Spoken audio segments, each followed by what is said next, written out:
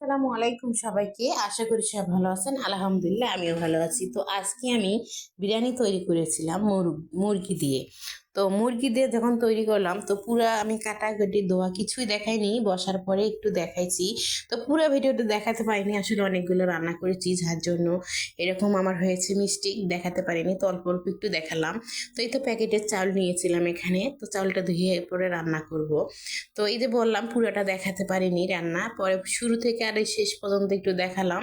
তো কেউ কিছু মনে করবেন না, আসলে একা একা সব কিছু করা সম্ভব হয়ে ওঠে না, মাঝে মাঝে এরকমই হয়, ভুলে যাই বলতে মনে থাকে না ব্যস্ততার কারণে। তারপরে তো এই তো ইফতারের জন্য আয়োজন করেছিলাম।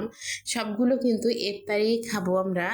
আমরা 4 ভাই বোন একসঙ্গে আজকে ইফতার করব। তো এই তো এদিকে লুডুস আর মাংস ভেজে নিয়েছিলাম। এগুলো সবগুলো দিয়ে আজকে ইফতারটা কেমন লাগলো অবশ্যই জানাবেন।